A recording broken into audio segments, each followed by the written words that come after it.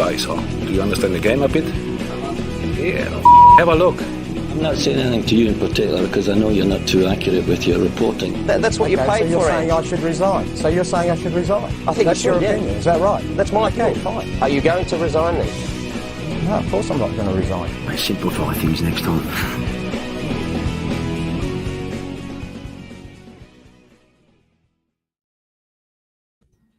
Hello and welcome. I am back from the land of COVID to reclaim my rightful place at the top of the TNC hosting hierarchy. Nick Stoll, no ticker, is not with us tonight. My name is Josh Parrish. I've got Joey Lynch, Ante Jukic, and Nick Debano to talk Socceroos, Olyroos, Scorpion Kicks, R-Liga, end of season awards, and much, much more. Gentlemen, I'll start with you, Joey. How are we doing this week? How are the nerves coming into the Socceroos do or die qualifier against the UAE, or have we written off their chances entirely already? I'm not nervous at all. I think actually that the first time you brought it up, like, I've made peace with the situation. I mean, like, if you don't, like, what's the word from the latest Spider-Man movie? If you expect disappointment, only good things can happen. I'm paraphrasing. So I'm in that perspective. I can be pleasantly surprised, or my expectations can be met.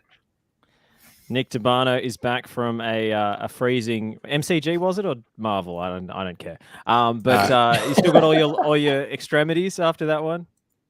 I do. I stepped into the land of AFL for the past weekend, and I still can feel all my my fingers and my toes after literally sitting in the cold and getting rained on for 2.5 hours. But we're here. We're showing plenty of ticker, unlike Stoll, even though Stoll is in a different country right now and has every reason under the sun to miss tonight. And we've got the king of Twitter snark, Ante Jukic. Explain yourself. What do the screenshots mean? Yeah, I'm not going to go into that because I just want to show how smart I am in comparison to everyone else. But in relation to Joey's point about calmness, I feel similar, but in a much more, I guess, lamentable way. To use a movie reference, I feel like Baum at the end of the Big Short when he sells his short options. Would you describe yourself as like Don Draper meditating in front of the explosion? I could do with a bottle of Coke as well. But the moment of truth is here. Let's see it happen. Is it a bit of like the end of Fight Club at the moment? Like we're standing and watching the city collapse and, a bit of where is my mind? Yeah, I know where my mind is completely on this one. The Pixies doing the soundtrack for the Socceroos I could get around. That's also our first wrestling reference of the night, the Pixies, Orange Cassidy. There you go. We can. Oh, dear. Where indeed are our collective minds at for this Socceroos game? I mean, the performance against Jordan, I guess we should start with that one, Joey. Went behind, but for the first time in Graham Arnold's tenure, as he was ever so keen to point out in the post-match interview, the Socceroos actually turned around a deficit to win. Is this a turning point for the boys in green and gold? Oh, yeah, it's fantastic. What are the words? Fighting spirit. Mongrel. They wanted it. They didn't give up. To steal a word from the Matildas, never say die. It was the Socceroos as we have come to know them during this World Cup cycle. I think they created. Really their best chance of the game came very late on when the subs had already been made, and we got that brief period of Hrustic and Jeanreau on the pitch together late. They didn't create much from open play. The two goals came from set pieces. One of the goals shouldn't have been a goal. Awer Mabil was offside, interfering with the goalkeeper. VAR pulls that back. So, like I said, we're talking about, we've made peace with the situation, not nervous.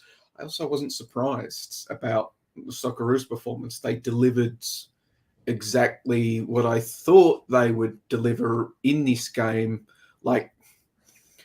You can take analysis from the game, but you could really just grab any piece of analysis from the last, half a dozen windows from the Socceroos, and it's pretty much just the same thing, just change the names and opponents around and you get the same thing?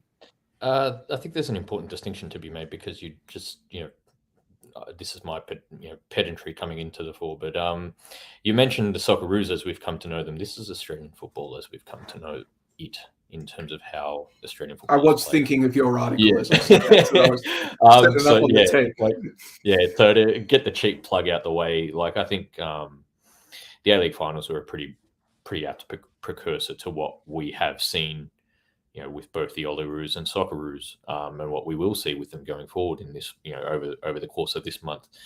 The interesting thing that I have, that I guess you could garner out of that game on Thursday, was whether Moy started as a means of simply getting match minutes into him, or whether he'll be used off the bench. I think I'm more inclined to suggest or think that it's the former, but it's going to be very interesting to see how it plays out in relation to the changes of personnel. Well, we spoke about the names being switched around, and there were quite a lot of rotations from the regular teams. This looked like Australia B to me, and not the lineup that's going to play against UAE. Yeah, but that's where I believe it, Moy might be the exception because NRI hierarchy, quote unquote experience. I'm very intrigued to see what happens there. But as we've seen over the course of this qualification phase, I think in times of ardor and duress, you kind of already get a sense of how Graham Arnold's going to respond in certain situations and how he's going to approach things from a heuristic standpoint. So yeah, I'm at peace. Whatever happens going forward. Were there any players who impressed any of us in that game? Any bench appearances? I personally enjoyed watching Denny Jonro and Marco Tilio get about 5 minutes and do more in those 5 minutes than any of the starting players. I mean, I was surprised. that more happened in those 5 minutes because it was pretty dross, in all honesty. I need to download the Nate Diaz sound effect that we can just play if something like this happens. Yeah. Just to put it bluntly, if they play like anything like that or serve up, I know that there'll probably be a bit of rotation before they play the UAE, but anything like that, we're getting bumped out by the UAE. If we serve up that sort of performance, we're going to get bumped out by the UAE. Obviously, putting into consideration that obviously the team will be different. There will be some changes in some areas, key areas. Like I don't see Kai Rolls, Daggers, Jason Davidson, Kenny Dougal, maybe even not even Craig Goodwin or Riley McGree starting. They play anything like that, guys. I actually look. I'll retract saying they'll definitely get bounced, but it's going to be a bitch of a game. An absolute bitch of a game, and it's going to be self-inflicted because the UAE are not a bad team at all. I feel like there's been ever since, even going way back, I think that a lot of people are still looking at this as like the first. It's like it's just the game we have to overcome because Peru's the team we have to get ready for. As I've learned and as we've seen, especially with recent European qualifiers and even with recent World Cup qualifiers, you glaze over that first qualifying and come back and bite you squarely in the arse. Namely, the Italian national football team against a team like North Macedonia. They found themselves, in a very similar situation. They got bumped by one of those situations, not going in the best sort of form, thinking, all right, we're going to play against Portugal. You come with that wrong attitude, you find yourself bounced. Not saying the Socceroos have the wrong attitude, but the cracks have been there on show. And against Jordan, there was nothing for me to really turn around and say something is going to change. And I'm worried I want to see them win on Wednesday. We all want to see them win on Wednesday. But I'm worried about it. Even if they get past the UAE, what's going to happen against Peru? We'll probably get to that later. But, I'm worried about this game. Even though the UAE drew against Gambia on Monday last week, they've still got a lot of quality in that team. We spoke about the return of Omar Abdul Rahman, like him being in that team and Ali Mabkout. They've got a lot of quality in that side. And it's not going to be easy. By popular demand. Oh, Maradona, you got to bring that up. I'm upset. I'm so upset. I don't know what to say. Yes. I don't know if that actually works this time because Nick was the one who brought it up. But I know, I was that's ecstatic. internal monologue. I didn't even need to shoehorn in the picture. He just brought it up for me. It was fantastic. Quick question though. The UAE's friendly opponent, is it Gambia or the Gambia? I always thought it was the Gambia. Well, they're I Gambia. always here. thought it was Gambia. Gambia. Drop that in the comments if you are a resident of Gambia or the Gambia and let us know which one. No, but I genuinely, guys, think the Gambia is a relic of the colonial era, is it not, Joey? Bloody colonizer in the top left Bloody corner there. Englishman. But guys, it is an interesting point. Like we have seen it. I think even going back to that after the Japan loss and when the writing was on the wall about going to the playoff, there has been from some sections of the Australian football community glossing over this game, and some people already thinking that I wouldn't say it's a sure thing, but that we're going to play Peru.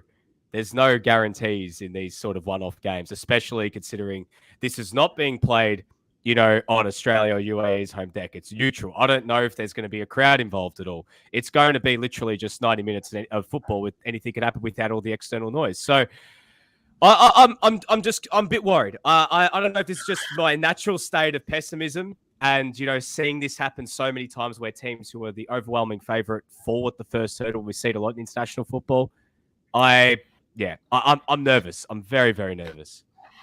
I personally think the complexion for this game is probably clearer in comparison to the Peru game, which probably makes it, paradoxically a more complicated proposition. The interesting thing, or the definitive, thing going into this game will be, can Australia capitalize in the situations where the playing area is from box to box, as opposed to, the game being compressed into one half? Because evidently we've seen a lot of times, even in the second qualification phase, Australia does struggle in those, in those instances when they're the active team and when the game slows down. What kind of, let's say, how does their possession translate into anything of substance in front of goal? I am very intrigued to see, however much deployment and Arnold's system is very primary in relation to the personnel. I'm still pretty intrigued to see where Hrustic plays in Norgic's absence. Knowing, given the body of evidence, you could presume that he would play as a number 10, or as a quote unquote second striker with Taggart. But yeah, I'm just very intrigued to see where he plays and how that dictates the practicality and feasibility and functionality of Arnold's system. He looked very isolated against Japan in that role. So, I mean, we could be in for a repeat. I mean, that's the last time we saw the Socceroos play a competitive game without Tom Rogic, and when it was all on the line. Saudi Arabia game as well. Yeah, of course. But the Saudi Arabia game was done. It was a dead rubber. But he looked very isolated. We saw the frustration come out at the end when he kicked the advertising hoardings and so forth, like as he was walking off the pitch. So I don't know if that's the best role to get him involved. But will Arnold go for two creative midfielders or two advanced midfielders at once in Hrustic and McGree? I don't see him doing that either. I think the midfield's, my personal is trying to predict what he's going to say will be Irvine, Moy, Hrustic. Yeah. Irvine, Moy, Hrustic as a 10 with Taggart up front. Yeah. Yes. So in terms of the whole 11, how do you guys see us lining up? Or how do you see Arnie? I mean, what team do you see him putting out there for the game against UAE? Well, Ryan in goals. I think we can all agree on that. Sainsbury and Deganek at centre back. Yeah. Grant at right back because he always defaults to his boys. He's not in the squad. He's not in the squad, Josh. Oh, He's sorry. not in the squad. I'm assuming it's that either they're gonna somehow Karacic- helicopter him over. It's either Karacic or Atkinson. My apologies. Yeah.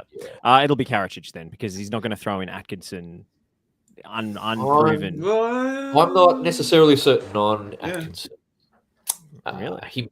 That's probably the one 50-50 call. 50-50. Yeah, at right back. Could go either way. And to be honest, that's not the worst conundrum to face, either Nate Atkinson or Frank Karacic. That out of all the conundrums to be faced, that's actually a pretty good one for Graham Arnold, Karacic and Atkinson. Left back, Bajic. It'll be Bajic. It'll be Bajic. It's not going to be Davidson. It won't be Davidson, or it won't be Joel King in a game like this. And then obviously the midfields. I think it'll be Irvine, Moy, and Hrustic. Taggart up top, Boyle on one wing, Lecky on the other wing, even though he has been sick. Could be Mobile. Call him Mobile. I think go Mobile. Mobile after he scored, and Lecky's fitness being under question. Yeah, I'm saying Mobile Boyle. Yeah, I think it'll be Mobile and Boyle. Yeah, well, there you go. There you have it. The Socceroos starting lineup for the most important game of the World Cup qualification cycle so far. The UAE, how much do we know about them and the situation that they're in? Because they changed their coach. It seems pretty disorganized at the moment. I don't know if they're the same team or as good as when the Socceroos played them and went out in the Asian Cup in 2019. Oh well, I'm going to steer clear of this one because tomorrow I will be doing my deep dive on in terms of watching games on the UAE and getting a better understanding of how No, this isn't a plug, by the way. This isn't a plug. He just for research purposes, I'll probably watch a few games after work. But I'm intrigued. I'm intrigued. Because from what I have seen of them, the older Abdul Rahman does make them a different team. But I remember I did watch the last game under Malik. It was the Iran game, and a lot of what they do was in possession was very similar to Australia. How they defend will be. How they approach Australia defensively will be definitive, or not definitive. It'll be pretty impactful on the game. But I'm not 100% on things. Do you know what's crazy? Just having a look, that Omar Abdul Rahman's only 30 years old. It just feels like he's been around for so long, and Ali Mabkout's only 31.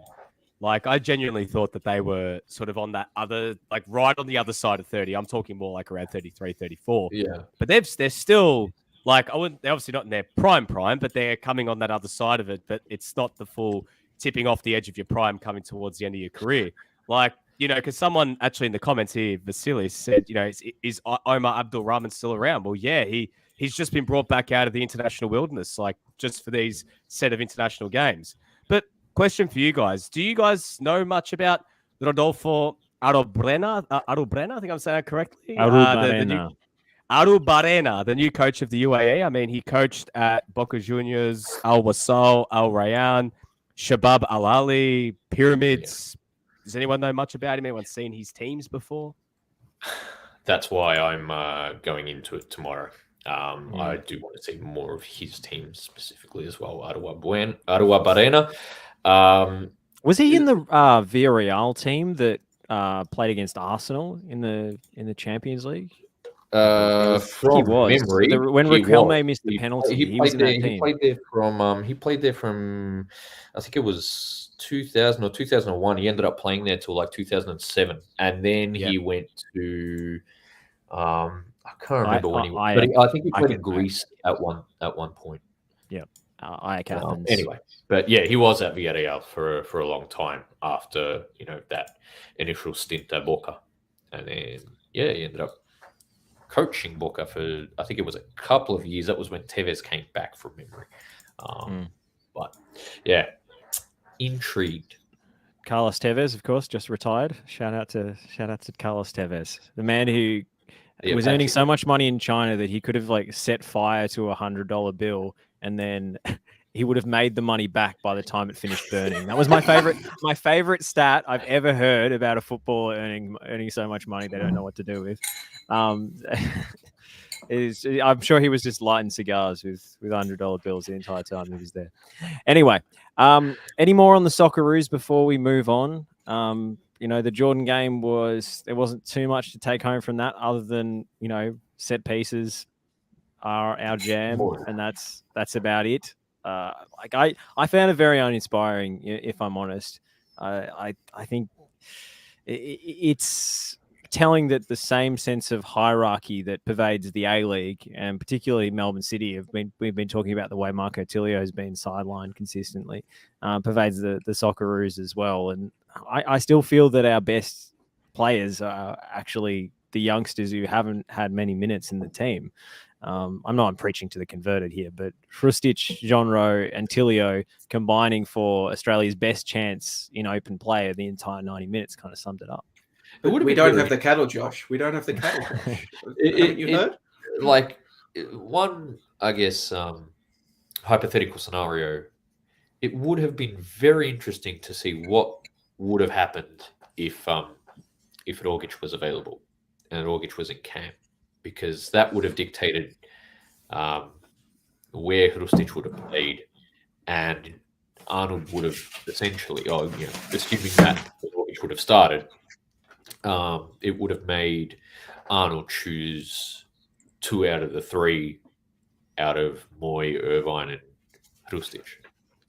And who would have missed out would have made for a very interesting case study. But thankfully, we don't get that.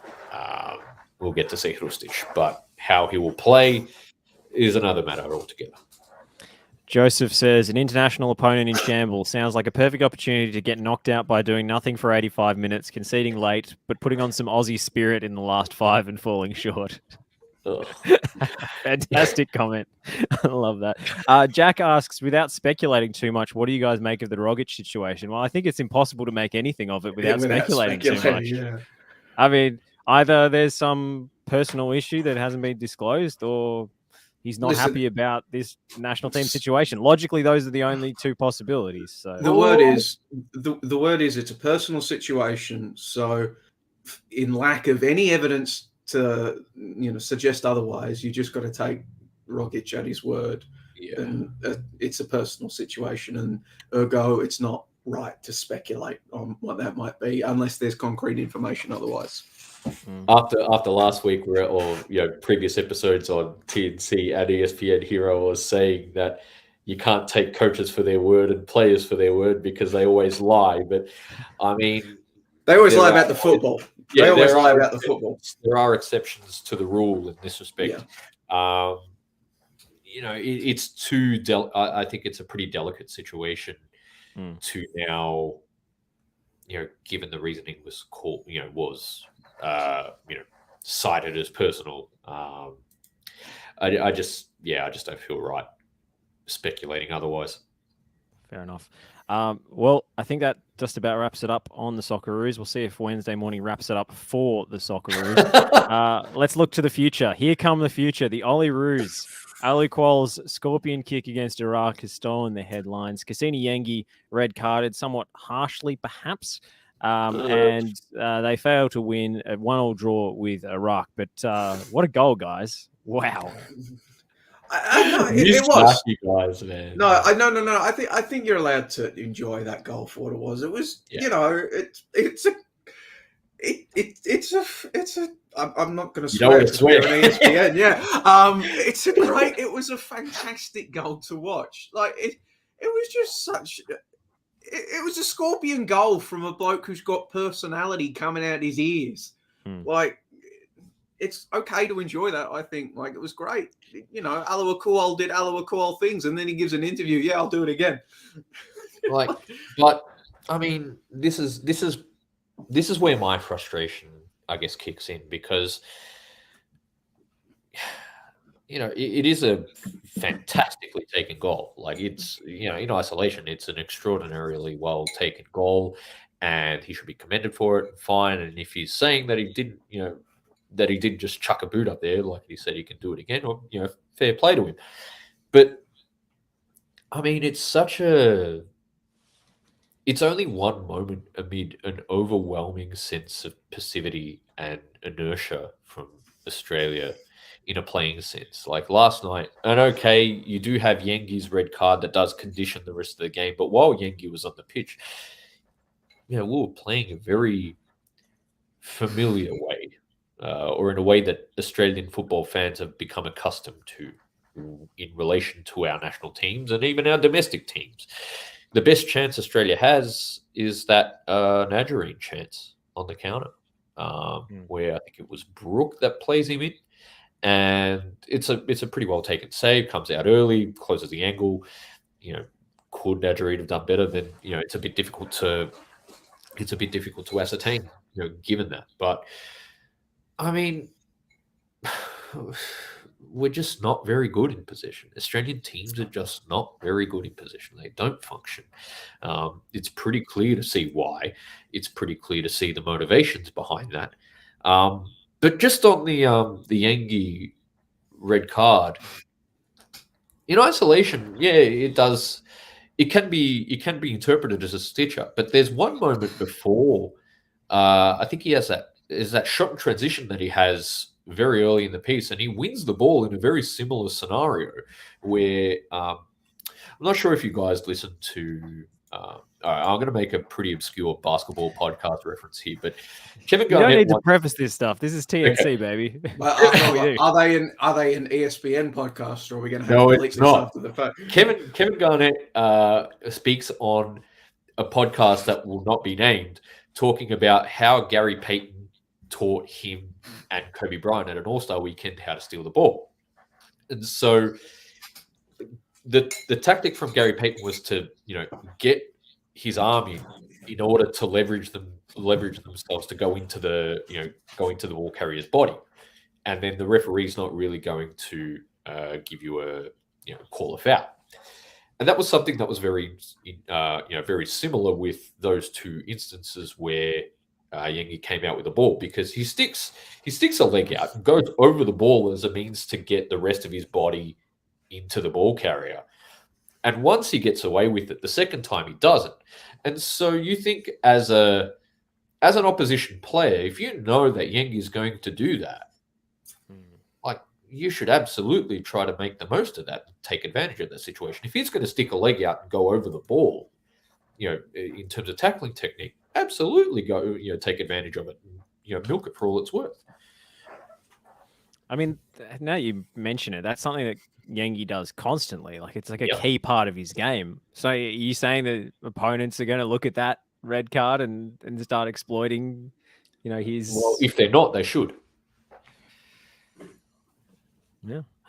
He's just signed for the Wanderers, is that right? Have we had the official Comunicado Oficial just as we came on in? It wasn't Milos Ninkovic as everyone was predicting. It was Cassini Yengi.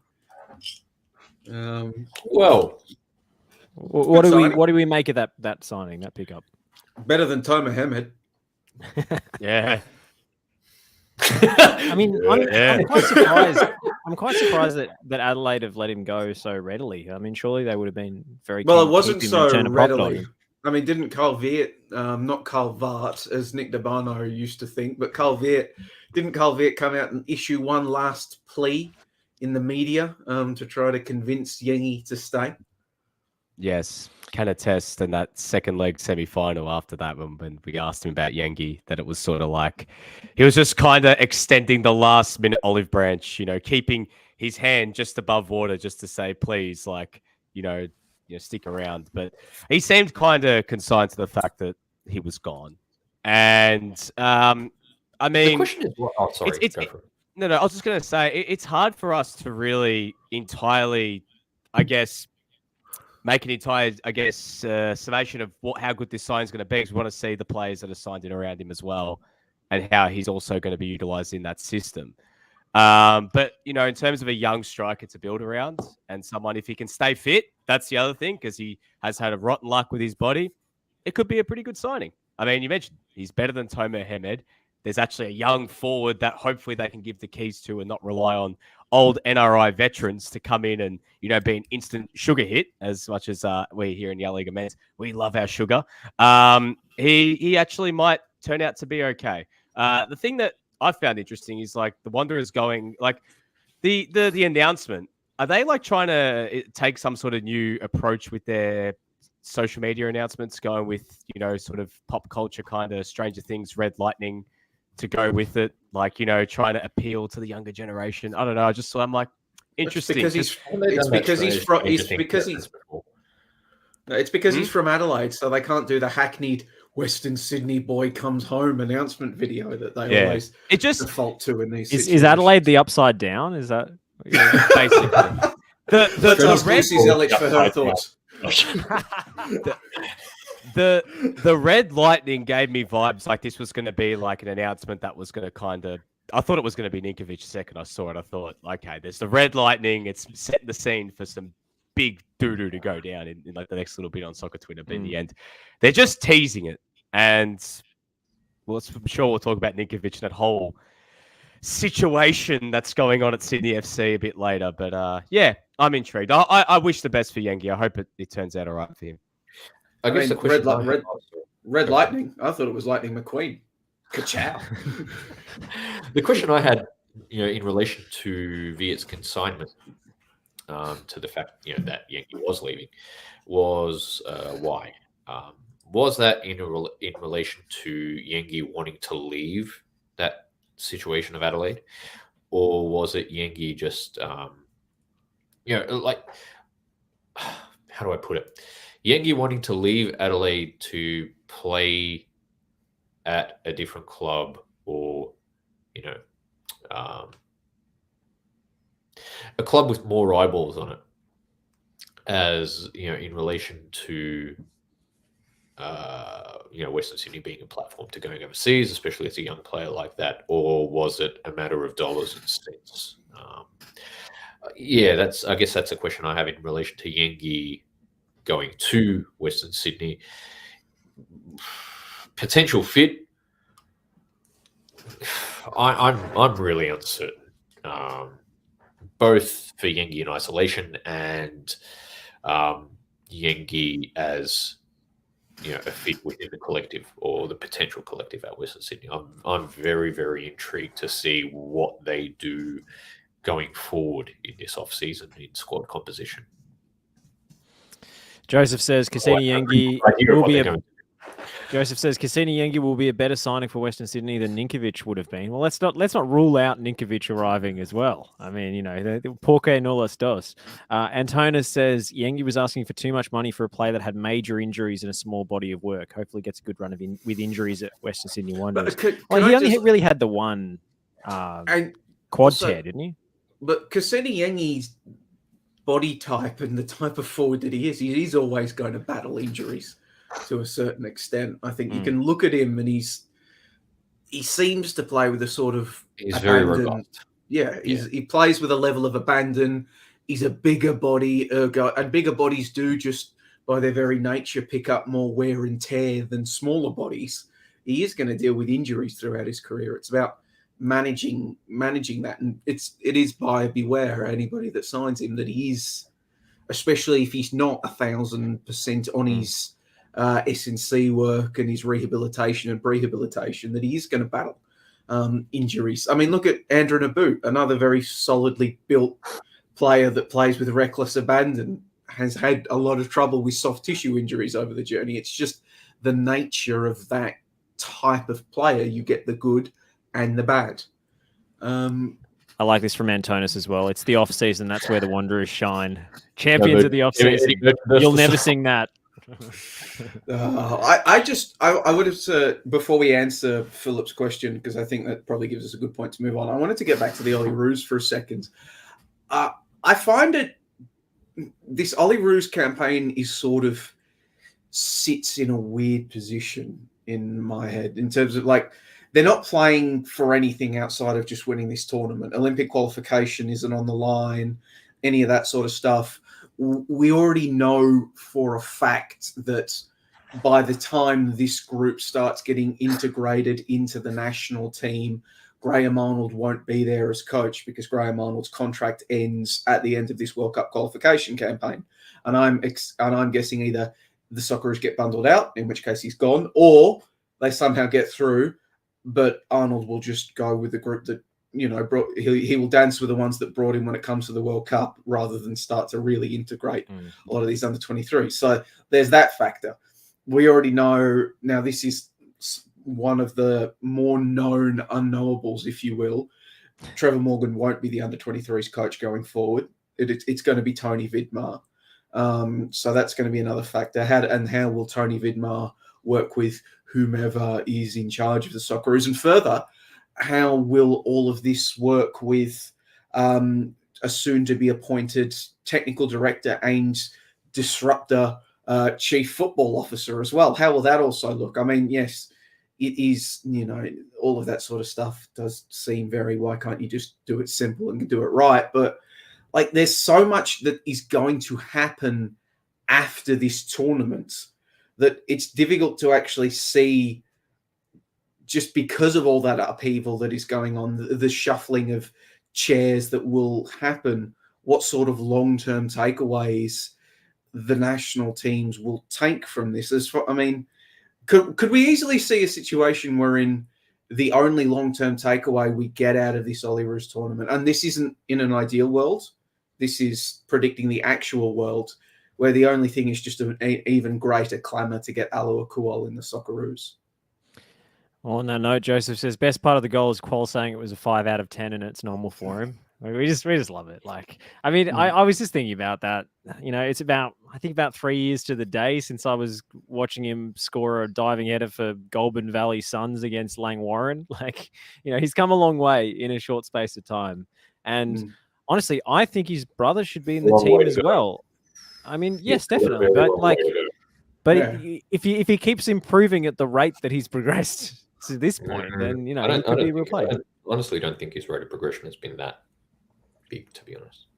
Well, in terms of the level he's played at, though, it's been. I get that's true. He has been subjected to a pretty in terms of level, what he's subjected to. Yeah, that's been faced a pretty big progression. But as a footballer, I think there are a lot of details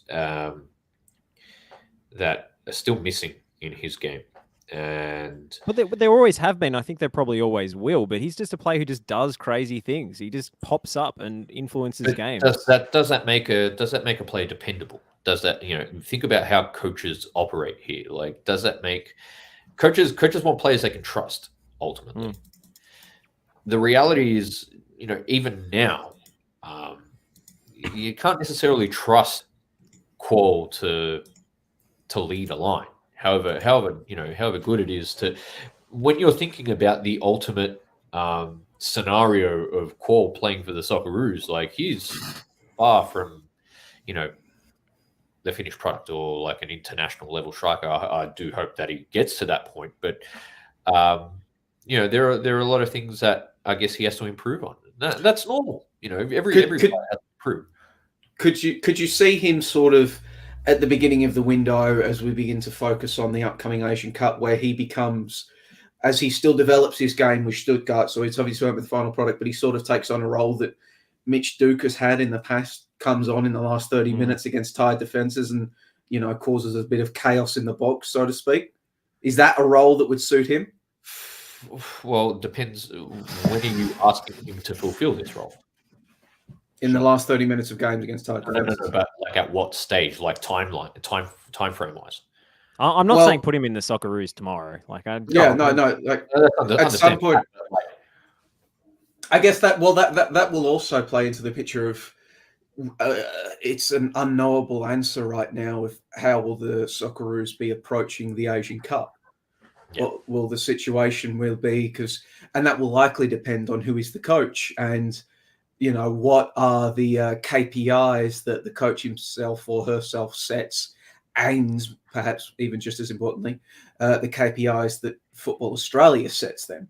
Will it be the beginning of a 4-year cycle wherein the Asian Cup is just seen as part of a journey towards 2026, or will the Asian Cup serve as a significant KPI in and of itself? That will be something which inherently shapes squad composition and who is being integrated and who is not in that squad coming out of this World Cup cycle. If it is a step on the journey, you could see significant upheaval. If it's a key KPI, you could probably see a lot of the regular figures that we currently have in the team now sticking around and going to that tournament. Josh, All I heard from your qual summation was straight out of the book of Luke Darcy as well. You just love the way he goes about it, don't you? I do. I do love the way he goes about it. And honestly, he's a player of moments. At this point in time, he's a player of moments. But those moments of magic seem to come with unerring regularity. Certainly when he was at Central Coast, he had that crazy run. So, I think he's got something about him that, I just love the way he goes about it. No, I'm just whatever. Let's move on. Speaking he's of, just a star, mate. He's just a star. Just a isn't he? star, mate. he's just got that little, there's got a little sprinkling of stardust. He's just got that X factor. And just Alua looks back, so like, you gonna ask a question? Or... I did want to ask, why is Garang not in this squad? Like, he's got more he's got more runs on the board in terms of what he's achieved at senior level than a lot of the players who were starting. No match minutes. But he's scored so many goals in such a short space of time in the A-League. Match minutes matter for these. You have to understand like what dictates the thinking, and decision making process for people at this level. Like at international level, it's NRI match minutes. Here, it's match minutes. Like, and even here, it's NRI when you think about Dorigo and Tyrese Francois playing together. About to say, yeah. And yeah, that's if you can pin it down to one reason, and that's the same thing with Popovic, because if anything, Popovic is more than worthy, from a standpoint of talent and playing level. Like Popovic is just as much a candidate to play in this squad. And so Popovic has only really seen, I think, just over 500 minutes this season. Like, it's for an international call-up, it's never really going to be enough. I mean, but Tyrese Francois has played 718 minutes this season. And 6 of those games were in Premier League 2. NRI. Yeah, he plays for Fulham in England. Yeah, he plays in England. I mean, but that's what I'm saying. Like, I just don't understand why Garang isn't in the team. Let's move on from the Ollie Ruse, and let's get to Phil's question. Our man in New Zealand, who wants to know what we make of Ugarkovic's move to Wellington. Not often an established Aussie A-League men's player jumps the ditch. I think it's a good move when you can sign a good player. But for Ugarkovic, though, I mean, clearly Wellington it's a great pickup for them, and it's a coup to get Ugarkovic to go there. Trigger warning for Jonathan Howcroft if he's watching. Josh just said coup.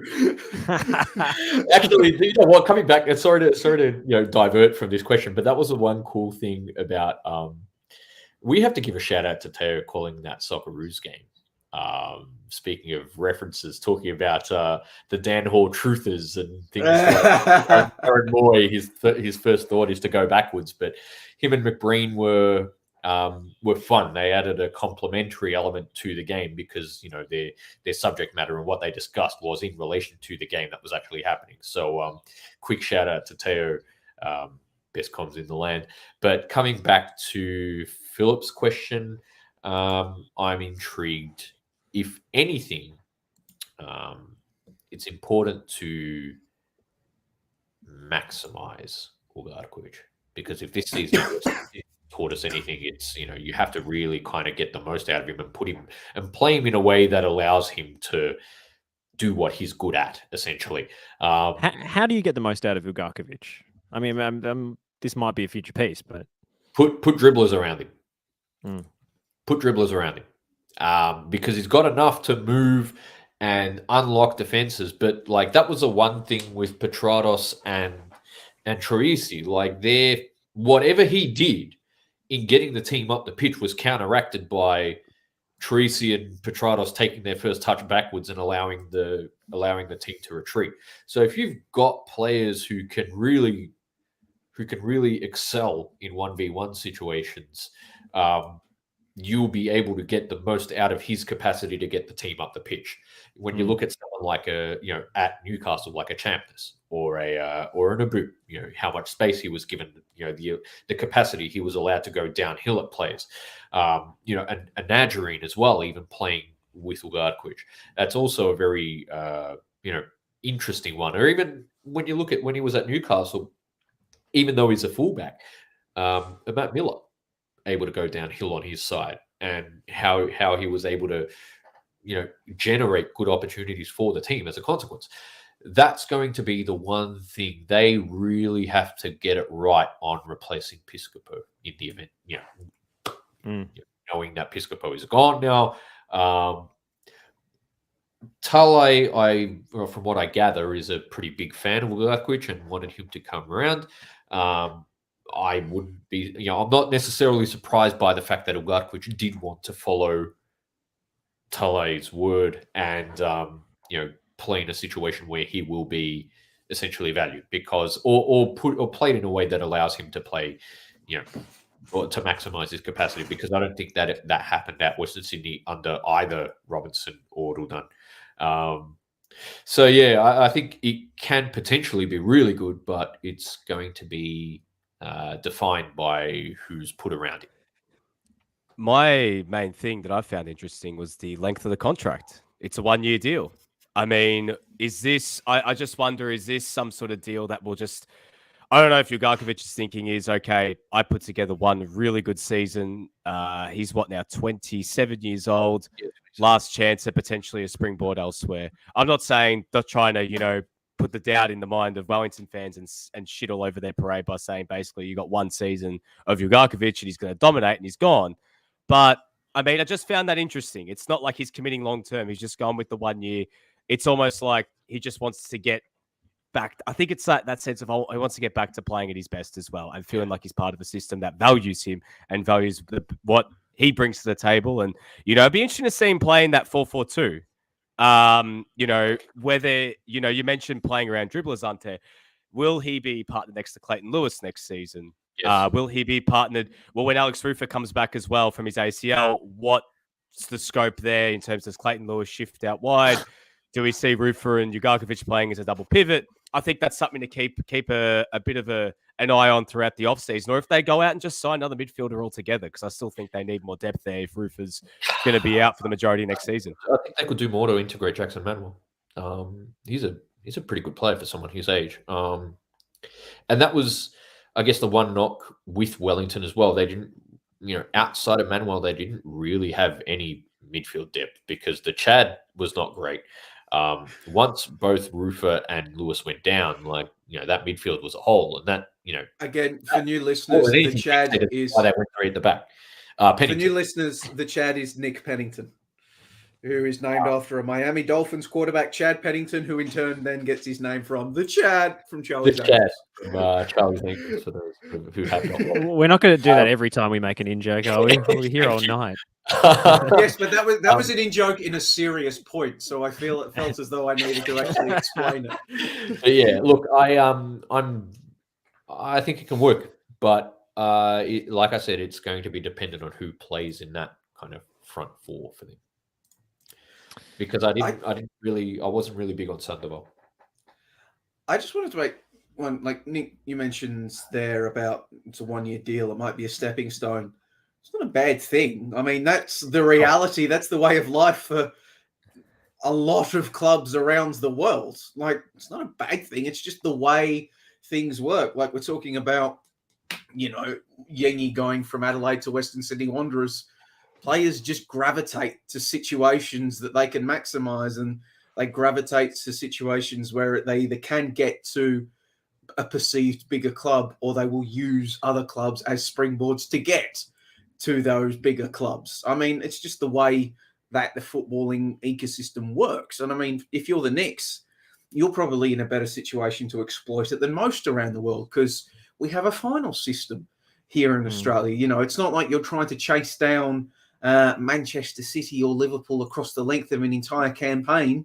You just need to win a series of games at the end of the season and you're the champions. So it's not necessarily, it's not a bad thing. I wasn't taking issue with what you said. I just had a light bulb moment. Yeah. This is a podcast, so I wanted to share it. No. It's a what, Joey? It's a what? Oh no. A podcast. You lost my train of thought there for a second, Joey.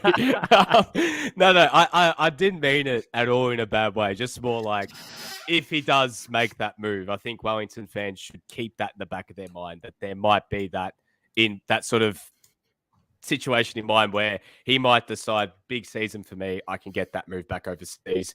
And I hope that we could see the best of Steven Ugarkovic because he's one of the best midfielders we've got in this league and one of the best midfielders we've got in this country.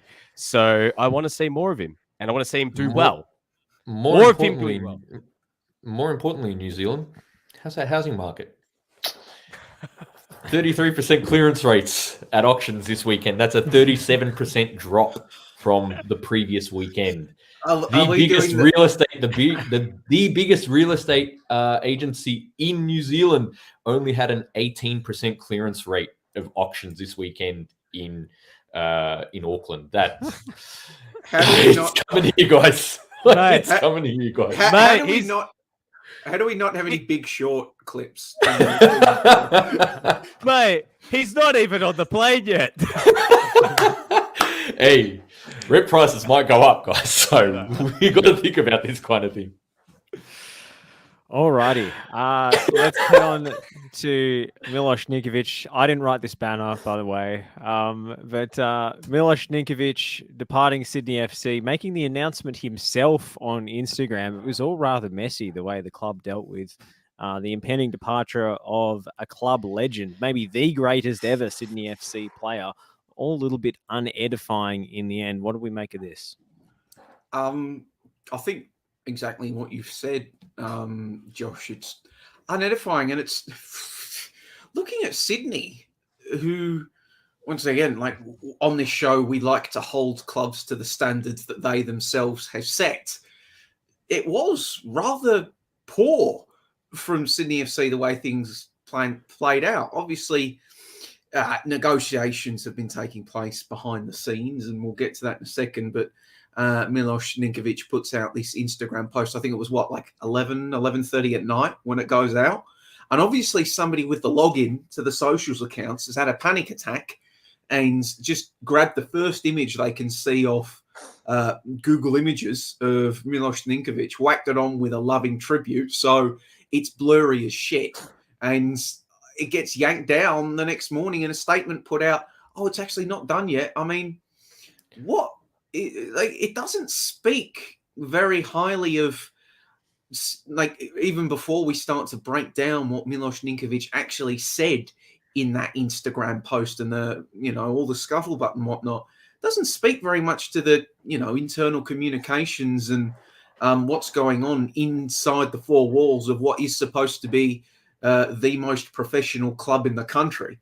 Speaking of internal communications and what's going on inside the four walls at Sydney, I think it's very important, to, I guess, pay attention to the shift in dynamic that is currently happening at Sydney with, Danny T, old mate Danny T, going to take over going over to run the APL, and that will have a pretty significant impact on contract negotiations, and that might make a pretty significant impact on approach in terms of spending and payment. The only thing I'm really surprised about with this is that it's taken this long to come to the surface, because it has been bubbling for a while, and especially in terms of destination, I think it's been pretty apparent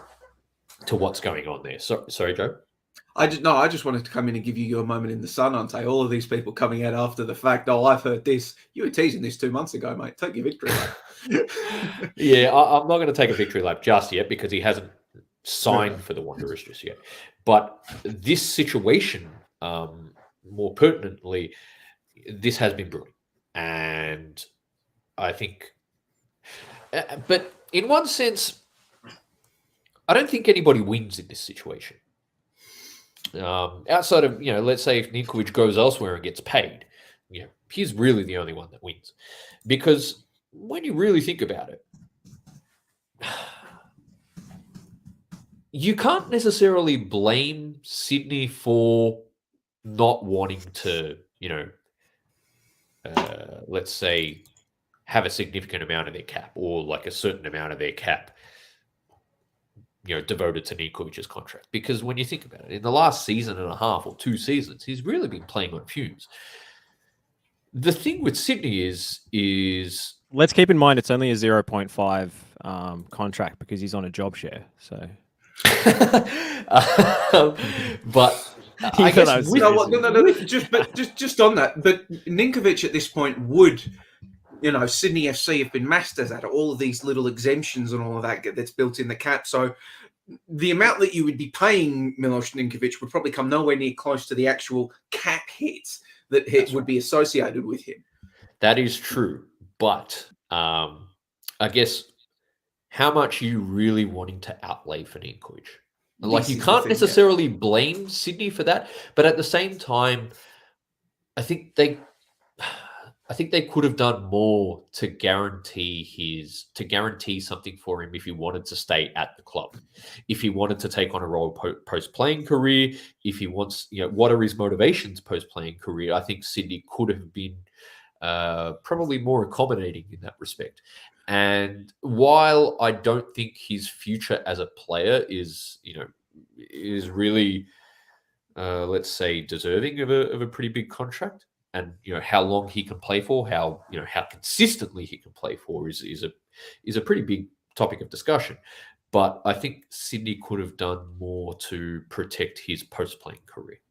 Because, that has been a big thing for Ninkovic. I mean, if we remember back to when there was a lot of scuttlebutt surrounding MacArthur. His last contract as well. Wanting to steal him away. There was talk about what does he do post-career, and there was a lot of talk about him moving into the academy space and not coaching, the senior NPL team or the 21s or the 20s it was at the time. He wanted to work with the 12-year-olds, the 13-year-olds, because who would have thought that one of the smartest footballers in the A-League's history knew that that's when you actually, make a real tangible difference to the development of young footballers. But you are right, Ante, that, there could have been more on that front. Like, he would have been such an asset, long-term in that academy space. And it's sad now because, ostensibly, we don't know his new contract with whomever he does end up signing with. Maybe it is the Western Sydney Wanderers. Maybe, mystery team comes in and, from the rafters and steals him away. Not but maybe there's an academy, aspect to his new deal, wherever that goes. But I think it is sad, even for Milos as well, even if he does secure the bag at his new club, because, football is supposed to be, there is supposed to be romance in football. That's why we love it so much. And just the sight of Milos Ninkovic wearing another shirt yes, it's going to be very funny if he signs with Western Sydney Wanderers and they rub it in and we see the Sydney FC tears, and we'll get a lot of massive hype packages ahead of the first Sydney derby. But there is a bit of sadness, like, oh, yes, Blake Masters. There is, I lost my train of thought. No, he's a Sydney legend, Mount Rushmore of Sydney FC. He's there. There is going to be a sense of sadness in, seeing him in a different team shirt, a sense of sadness knowing that he's now unlikely to get a position in that Sydney FC academy, grooming the next generation and, having his DNA continue in the club long after he is gone. There is, a sense of melancholy, I guess would be the word, surrounding that. It's completely explainable. It's completely understandable. Every team has good reason. Every side probably has good reasons for why they are pursuing the action that they are, but there is still a sense of melancholy surrounding the entire thing. Sydney FC Mount Rushmore. There you go. We need to come up with off-season conversation topics, so maybe we'll do that. I mean, my answer would be Ninkovic, Wilkinson, maybe McFlynn, and one of Mirzhayevsky's biceps. Nick? The point I wanted to make was mainly you want to look after your legends. You don't want to be getting offside with your legends, because Ninkovic obviously has been, you mentioned he's in the Mount Rushmore of Sydney FC. I understand the rationale of when you commit to a rebuild, you commit to a rebuild. And if you have to clean out your squad, you got to clean out your squad. But they've already done that with so many players. Joey, hold on. They've already culled so many players. If Ninkovic said, all right, look, I understand that, look, I'm 37. I'm not the player I once was. I can understand that I can take a bit part role being, I want to coach. I'd love to be part of the academy setup. I'd love to, that's what I want to do when I retire. I want to play one more season and help usher through the next levels, the next players that come through in this off season for Sydney, and just take up a role as someone coming off the bench, or even just, but literally just being that. He's not expected to play 90 minutes. It's not a focal point of, say, Sydney FC's starting 11. I mean, you want to look after those sort of players. You want to be getting offside with those sort of players. I know it's all sentimental and rah. You don't want to leave on bad terms. But you know what? Like, I just feel like that would leave a bit of taste in my mouth as a supporter of Sydney FC. If, say, one of your legends gets treated poorly and then they're forced out the door beyond their will, especially if they wanted to stay. Look, I don't know if Ninkovic wanted to stay, but it does seem like that. I think if the right opportunity was there and the right option, he might have wanted to. And the fact that, he might end up at one of their great rivals is a bit away, I guess, leaves a bit of sweet taste in your mouth when you think about, how it ended for Ninkovic here in the A-League. And you mentioned about him being part of the coaching setup. That's even a bigger thing, because obviously he has an interest in coaching. He has an interest in helping young players develop from the under-12s or the under-13s. So why wouldn't you make the most of that? Well, you're going to get that level of experience from someone who already knows the Sydney FC, ecosystem, and knows, I guess, all about it, coming across, having so much experience playing in Europe, playing in the Serbian national team, playing here in Australia as well for the past 7 years. So I don't know. I just feel like it's quite sad how it's ended. But the whole Sydney FC communication surrounding this has been absolutely amateur, like from every level. Like it's just completely shocking. Like, there's obviously been no communication between the comms department and the media and the rest of the media team. You have members of the media team scuppering around trying to cover their own skins. And it's like, well, you feel sorry then in the end for that poor admin who probably saw Ninkovic's post 11, panicked. Because we've all been there. We've all panicked and done something rash. Went and just thought, oh my God, I need to get something up. Like, where's the talking, guys? Where's the communication? It's a bit of a red flag for me that they're not all on the same page about this. And we have a lot of, look, I don't want to go into detail about the whole It thing. also reflects It doesn't look organizational good. dysfunction. The fact that, the club hierarchy hadn't informed the media team that this might happen. Surely they knew that if the negotiations if they'd already told him he wasn't going to stick around, like they should have had something prepared. So, if they knew that they weren't going to extend his contract, but I think this leaves a sour taste in the mouth of both sets of fans, because Sydney FC fans are really disappointed to see a club legend depart in this fashion, join an arch rival. Whereas Wanderers fans will be thinking, why are we getting cast-offs? Like, why are we signing this washed-up guy for presumably quite decent money? When our arch rivals didn't even want to extend his contract. Like, Jack says the first derby at SFS will be wild, and it's a great narrative, building exercise going into next season. Maybe this is an APL plot to generate more interest in the league, tinfoil hat corner. But I just think it's, I don't think it makes sense for either club, and I don't think either set of fans is going to be happy with it. Anyway, I think that just about wraps it up. Just quickly, we talk about Sydney FC fully committing to the rebuilds. Have they? No. Nope. Re-signed Andrew Redmayne. They've brought back Luke Bratton coming off a... They're bringing back Wilkinson as well. Obviously, says, we're going to have a rebuild in name only and start next season with a 4-2-2 with Retray starting every game. Yeah, you do have to acknowledge that the contracting situations might be very different, and they're also keeping Bratton too. That's what I said. They've re-signed Bratton coming off a long-term injury, keeping Wilkinson. Redmayne's coming, bringing Redmayne back. It's not really a full rebuild. Let me preface, when you go a full rebuild, you can't cull everybody.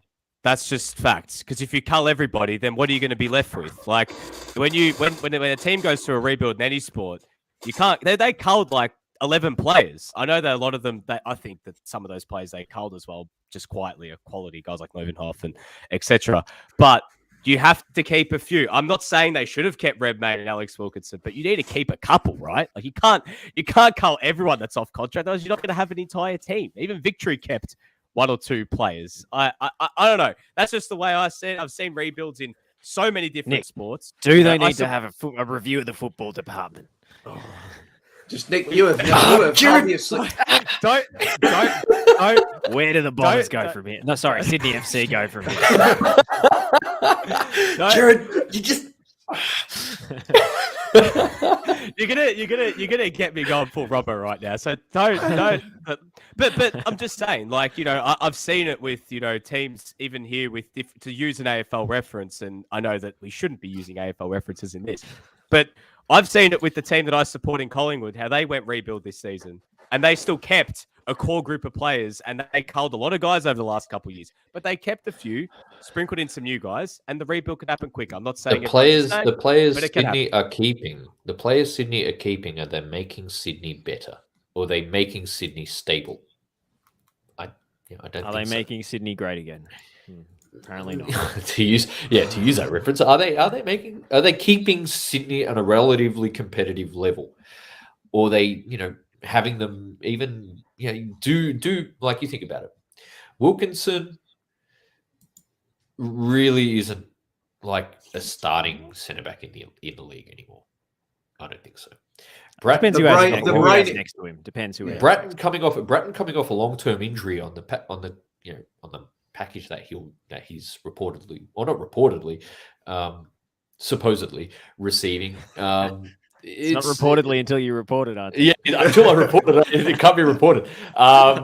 It's not reportedly, sorry. But yeah, look, I'm not sure that Sydney are going the right way about a rebuild. You know, although I understand that it's, you know, you can't completely blow it up if you want to blow it up. I'm not sure. I'm not sure if they're going the right way about it, and if they're keeping the right pieces in order to, you know, quickly get things together again. So what in general it sounds like is that we don't quite trust the process with Sydney FC yet. Correct. Well, anyone that tells you to trust, I think they got to go full hinky. They got to bottom out and go through the draft. Look, you know, I was what? just saying, just Nick Nabano, you're talking about you've never seen teams blow it up, just blow everything up and start again. You have obviously never watched the Pittsburgh Pirates, who have been constantly blowing themselves up for about 40 years now. No. I've seen teams completely blow it up. Look at the Oklahoma City Thunder. Like, they just trade their whole team for draft picks for the next 7-8 years. So, I mean, you can go down that route, but there's no draft here. But yeah. I don't know. Look, there's a way to go about a rebuild. But I'm just saying, like, just as a general piece of thought, you can't get rid of everybody. But Ante, I do see what you mean about, are those guys going to make your team better? So I don't know. I'm still skeptical about who they're going to, how much better they're going to be depending on who they sign, what sort of system they play. But I could see it probably being the same 4-2-2-2. And back to the same old U-shaped possession and inshallah in the box. Ivan pointing out there was no mention of Corica in Ninkovic's monologue, thanking everybody, which I think is interesting. I'm pretty sure there was no mention of any Sydney FC figures bar Graham Arnold. So that was no one except Arnie, who's obviously long since departed. Jack says Arnie in 2014 said he wants Sydney FC to be the Man United of Australian football. Forcing out legends falls under that umbrella. If you ask Roy Keane, I mean, I don't want to make any Saipan references after the week we've had. So one perch after a major coaching departure sounds pretty much like Manchester United. But look, Arnold was the one who cut his minutes. Yeah, there you go.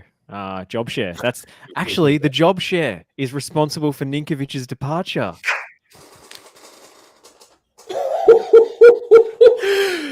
Max Burgess, it's all your fault, mate. I'm taking this as a dub for TNC. We were right. They had to share the pitch. Otherwise, look what happens. Anyway, let's move on from the R-Liga and go to NSD land. Joey, you had some developments on the National Second Division process. Had some comments from James Johnson in ESPN this week for people who aren't up to speed. Do you want to run us through that?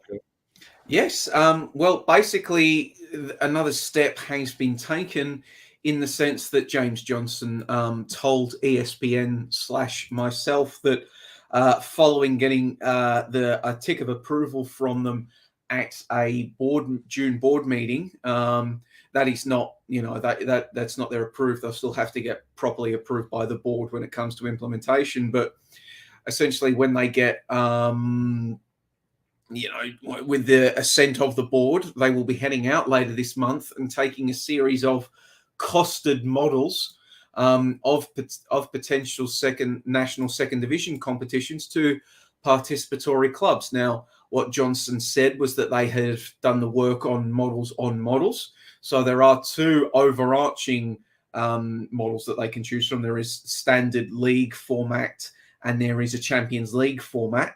And what they have done is that they have done the maths for, Johnson wouldn't be specific about what they had done the math on, but it's things like they've done the math on, for example, a 12-team league in which everybody plays each other twice versus a 10-team league in which everybody plays each other 3 times, 16-team league which everybody plays each other twice, 16-team Champions League, 32 teams Champions League, and so forth. So they've done all that. They've got business cases and projected P&Ls for both a central administrator of that competition and a mock one for participatory clubs. And the plan is that they are going to take those out to said potential participatory clubs. So entities such as the club whose shirt you are wearing, Josh Parrish, Melbourne Knights, teams up in Sydney like your Arpias, but also potential investors in new clubs, new franchises. And then they will just go out to them and say, here's what it will cost to do this. Here's what it will cost to do that. Which ones can you do? Which ones do you want to do? And that will inform the next steps on the process. Run their memes asking, did it include marketing?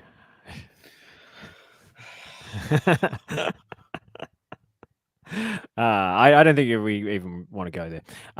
It's just the A-League has invested plenty in marketing over its lifetime. Let's just say.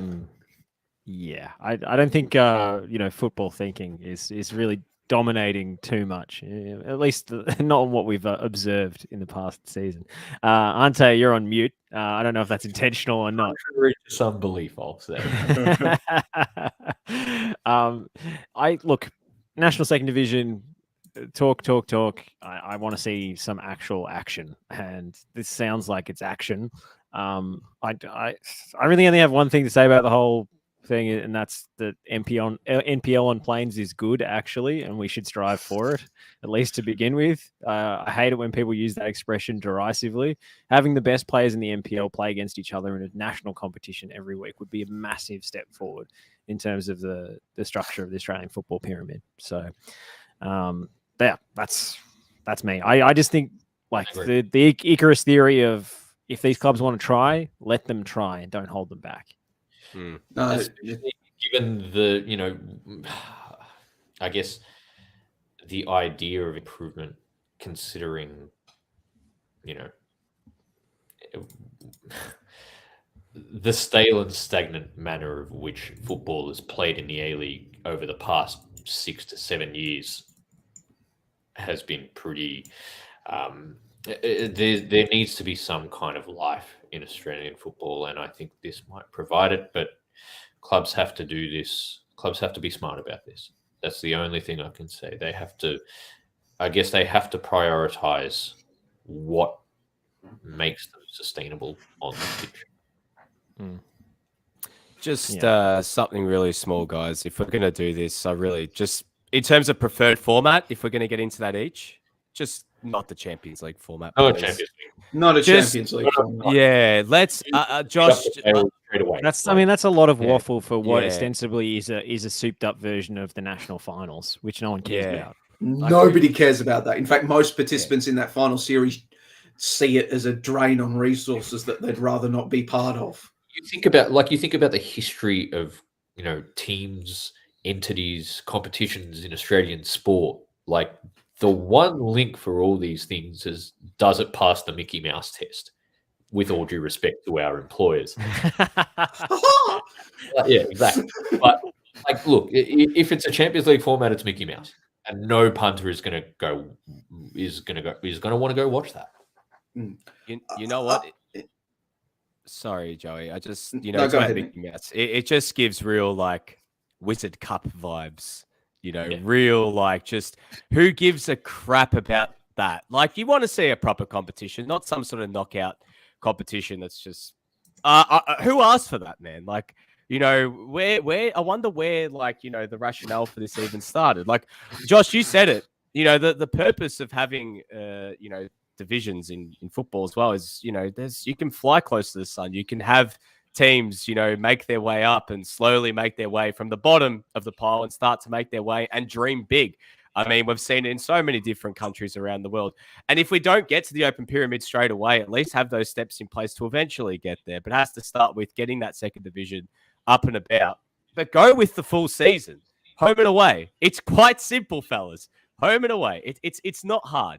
So that's just personally what I want to see. Like, I don't want to see any of this Champions League Mickey Mouse nonsense that becomes resembling more like we're going to have potentially, Zoki Markovsky and Liam Boland lifting the trophy as downtrodden as Grant Thomas and Lenny Hayesworth win the Wizard Cup in 2004. We don't want that. We want to see, proper competition, proper home and away stuff. None of this Champions League stuff. Come on, guys. Well, interesting to see Nick DeBarno nail his colours to the mast of Avondale for the National Second Division. But just even looking at the pair would move clubs should the Second Division. Who knows? But just on the Champions League, like, how would it work? Because like it hasn't been pushed by anybody really. It feels like outside of Football Australia, but like people are talking about it's the most economical option. But like, what would it like? I don't think it would work. Like ostensibly, clubs would still be taking part in their NPL. Whilst they were in the Champions League. Cutting down travel costs within groups. Yeah, but that's the thing, like cutting down travel costs within groups, but the clubs would have to still be taking part in their local NPLs alongside the Champions League. So basically what we're doing is they're going to have all the existing costs of competing in the NPL. And if they're in the Champions League, they're also going to have to improve their squads and recruit players, which is going to, and those players will have to play in the NPL as well. So that will raise the cost base of a full NBL season. And then you are sticking the Champions League on top of that. So yes, whilst the Champions League model in a vacuum seems cheaper than a league format National Second Division, is it cheaper when you take into account the costs that will continue to happen for these clubs in their NPL? Really, it's just doubling up on their cost base. So I'm not even that sure that, like none of us have actually seen what a Champions League model looks like because it seems to just be an FA brainchild. But if me trying to get my head around it, that's what I think it would have to look like. And it sounds, when you first look at it, conferences and all that, it sounds more economical. But then you look at everything else that underpins it and you're like, is it really economical? Or is it just economical for the aspects that Football Australia will be involved in, not so much the clubs themselves. But like furthermore, looking at this, I don't know, I was speaking with Mario from Doncaster the other day and he pointed out that like if this happens and it doesn't work out and somebody like a South Melbourne, it happens, South Melbourne enter, it falls apart, South Melbourne have to go back into the state leagues and take 3 or 4 years to get promoted. In 5 years' time, they've done all that. They're back in the NPL. How are they in a different position than what they would be in right now? They probably wouldn't be. Like, they'd have tried something it wouldn't have worked out with, but at least it wouldn't have just been this constant level of stagnation and nothingness. So I thought that was a good point that I wanted to share on the air. And I've lost my train of thought on the other one. So I'll reserve the right to interrupt somebody, but for now I've lost it. Joe, you always reserve the right to interrupt somebody. You don't need to say that. No. Look, until we see more progress on this, I don't know how much more there is to, as Joey leaves the stream, I don't know how much more there is to say. But I've realized I've missed something on our run order, and that is our end of season A-Liga awards. A-Liga. A-Liga. I don't know what the TNC equivalent of the Dolan Warren is. Google it, mate. the Burgess Gories or something. Quick aside before we get to the TNC end of our Liga season awards. My God, Friday was fun. and yeah, it was a shit game. But man, I feel like $1 million whenever we beat Hellas. Man. Hey, just a shout out to Joey and your dad, Lynch Senior. Great call especially the whole game, especially the Albano winner. The one thing I loved about the most, Joey, and I said to you the next day, was just how your dad completely no-sold you on that potential foul in the build-up. And it was just like, they never would pay that. And you started laughing in the lead-up. It was just great. Just me trying to do my best AFL commentator, rooting for the drama, rooting for the comeback, and he's like, no. It's the life. Anyway. Did he tell you there was a reason that you're the commentator and he's the expert? No, thankfully not. We broke down. We at one point started discussing the charge of the Light Brigade. Did Joey? Did you talk about how much you love how much John O'Barno goes about the game, goes about his business, and how he I just love the way he goes about it. Just a star of the NPL. No, and I didn't call Sumayoro or Sumakula an excitement machine or something else as well. It's all like the dog whistle in the AFL. Like, oh my god. Anyway, we've had a few suggestions. Ivan's saying proudly presenting the Wow What a Game Awards. Antonio says the NRI P&P Awards. Love that. But what are our categories here? What are we going to start with? Our player of the season, or should we build up to it? You're the host. All right, Johnny Warren. It went to Jacob Brimmer, much to many people's surprise, I think. We'll go around the virtual room. Who do you have for your Johnny Warren medalist this season, if you were picking it? Nick? I'm on the spot first. Yep. Jesus Christ. No one this is the thing, right? This is full Robbo brain kind of stuff here, but no one really just was that much better than everyone else. It felt like just this log jam, and you know what? Florian Berenguer for the first 24 games he played before he got injured. Florian Berenguer for me, and the fact that I don't know I forgot where he ended up, if he even ended up in the top 5 at all. But yeah, for me, he should have won it. he played 75% of minutes. Yeah. He's the winner. Joey? Florin Baron. It's Florin Baron, yeah. Can I make the case for Craig Goodwin? Go for it. The statistical output alone. I mean, goals and assists. Hey, they're good things to have. I don't think goals and assists are bad. I think they're good, and therefore Craig Goodwin is good. It's in the name, good win, man. He's a good player. I love the way he goes about it. That's why. So it's like it's like a Saul Goodman, it's all good, man. Craig Goodwin, is that the sort of same rationale you're taking here? Yeah, Josh? exactly. Oh. Better call Craig. Better call Craig up to the Socceroos. In fact, I think next season somebody like a Beckel Mikkeltadze could challenge. I think at his best, Beckel Mikkeltadze was Johnny Warren or TNC best A-League men's player worthy, but he just wasn't as consistently good as Florin Berenier was. I'll say he was my favorite player this season. But yeah, if I had to make a more definitive case, taking into account how the team went, players' value in relation to that team value, then yeah, and minutes played, yeah, I'm saying Berenier. Antonis asks, if it is an awards about value of a player to their club, where would Adelaide be without Goodwin? Well, that's true. I mean, they did finish a lot higher on the table than I expected, and I think he was a big part of it. So, I mean, it's not as if his midfield was doing him many favors. Let's be honest. Craig Goodwin. Evan Morgan Graham saying Craig bad lose. that's why he gets paid the big meme bucks, baby. Shout out to Evan.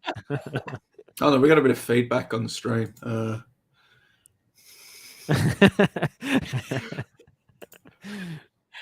no! Oh no! Oh, that's sad. That's sad. That's sad. That's sad. I'm, sad.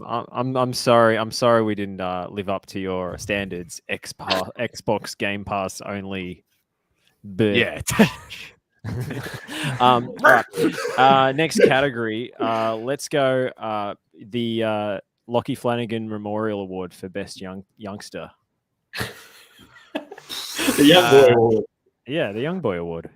What's the under what certain age are we talking about here? Like under 23? Whatever you think qualifies as a youngster. You know. Oh, Jesus. This is tough because, I mean, how many youngsters actually got enough minutes to be eligible? You know what? For the minutes he played, even though he didn't play a hell of a lot, I really enjoyed watching Marco Tilio play this season. So I am going with him. Marco Tilio. Hold on, let me just... This is young player in the context of Australian young player, correct? Oh yeah. In So which like case, they could be like 27. You know, they got a young face. You know. I will go with 22-year-old Dan Hall. Yes. Yep. My rationale was under 23 and minimum 50% of minutes played. That narrows it down quite a lot. So for me, it was one of the three out of Dan Hall, Connor Metcalf, and Angus Thurgate as well. I'd say I was really tossing up between Thurgate and Metcalf, but yeah, I'm going to go with Metcalf, Joey's boy. There you go. I mean, Not the answer I was expecting. I mean, we could also point out that Daniel Pena is only 23. That's true. That's true. But you know, he's a foreigner, so he doesn't count. Until we can naturalize him, we can't acknowledge him. So, for me, I know this is the cliche pick, but the guy who made the biggest impact on me was Garang Kuol. He was the one who excited me the most out of all the young players in the league, and he's a genuine young player. He's a teenager, and what he did in very limited minutes, it's an absurdly small sample size, but the kid's a baller, and he's going to be really good, and he's really exciting. An honourable mention for the same reasons to Nestori Irankunda. If he played more minutes, for me, Popovic would have been hands down. Popovic. He's very, very good. The other one I really liked, who we didn't see much of, as much as I would have liked him to, especially when Halloran left, Bernardo Oliveira. He showed some really good signs, but just didn't play enough towards the end of the season. Interesting one here. A lot of shout outs to Jacob Farrell. He talking about minutes played. I thought he started really well, and I thought he dipped a bit in the second half of the season, from what I saw. I thought he had a few bad games towards the back end, but he started like a house on fire. Antonio's saying I'm just the PR manager for the Kuol family. There's already a Kuol family member with a soccer Twitter account, so that position's taken, I'm afraid. Mate, we deliberately didn't let Vince Rigari on the show, mate. I'm just compensating for his absence. I'm kidding. Yeah. Hold on. Just You're welcome to come on every time, Vince. Quick shout out to Anna Harrington, yes, for her absolute evisceration of Lockie Flanagan, young boy. Anna Harrington proving that the press box is not a development box.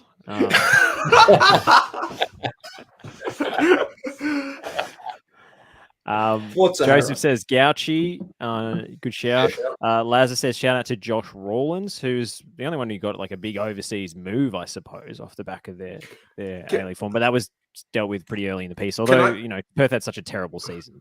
Can I just say, Josh Rawlins was ruined for me before I ever heard of him, because every time I hear the name Josh Rawlins, I just think of the New Day and Seth Rollins. So it's like Josh Rawlins, Josh Rawlins. The wrestling reference. We're moving on hastily. Nick, just one other shout out. If you're talking about left backs, another one who should have played more, Geordie Boss.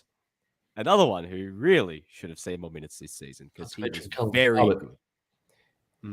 Connor says, but yeah, another one who missed out for me on that 50% cut is Giordano Colli. Yeah, I mean, it was such a miserable season at Perth. It's hard to know what to take from it. But he's definitely impressed me when I saw him. Connor says honorable mention to Archie Goodwin. Very limited minutes, but Very he limited. did some good things. And Blake says Yazbek, Fair shout. who Ante said some nice things about earlier in the year. Always moving, always looking for the ball. That's what we want to see. Next category, should we do the no ticker award for biggest letdown? And this can be anything. This can be a player. This can be a club. This can be a coach. I'll go first. Biggest letdown. For me, it's the same answer, and it will remain the same answer until they, start proving otherwise. It's Western Sydney Wanderers. Like, we devoted what felt like hours throughout the season about how it shouldn't be this hard to be the Western Sydney Wanderers, how it should be easy to be a big, successful club like the Western Sydney Wanderers, and they're not. And until it's now half a decade without a finals appearance, but it is just, that is the biggest disappointment. I mean, you could see Sturridge happening. Like, I know he's the other obvious answer. You could see Sturridge happening. The bloke hadn't played football in years. He was made of glass. The Wanderers continue to just try to deceive. And in the broader context of what they can be and what they can bring to the A-Leagues, men and women's programs, the answer for me always has to be the Wanderers. Nick, you want to jump in? If we're talking about disappointments for reasons Really? purely beyond his control.